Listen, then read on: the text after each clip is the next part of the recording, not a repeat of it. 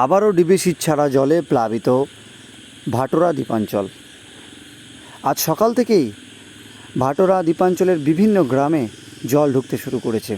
স্থানীয় খবর সূত্রে জানা গিয়েছে উত্তর ভাটোরা, চিতনান, ঘোড়াবেড়িয়া এবং ভাটোরা বাজার কার্যত জলের তলায়।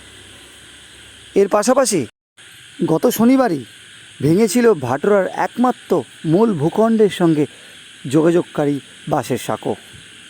এখন কার্যত নৌকা চলাচল বন্ধ। সাধারণ মানুষ থেকে শুরু করে গবাদি পশু সবাই কিন্তু বিপাকে। কোথাও হাঁটু সমান জল, কোথাও বা বাড়িতে ঢুকেছে জল। সরাসরি সেই ছবি আপনারা দেখতে পাচ্ছেন জাগরণ বাংলা নিউজের পর্দায়। আর আমরা ক্যামেরা পার্সনকে দেখানোর জন্য অনুরোধ করব যে এই যে দেখতে পাচ্ছেন একটা মানুষ হেঁটে আসছে, প্রায় হাঁটুর ওপর সমান জল দ্বীপাঞ্চল ভাটোরায়।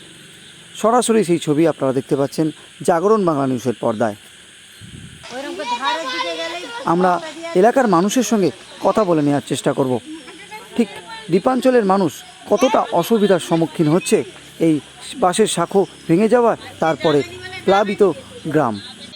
বর্তমানে ভাটোরা বাজারও জলের তলায়।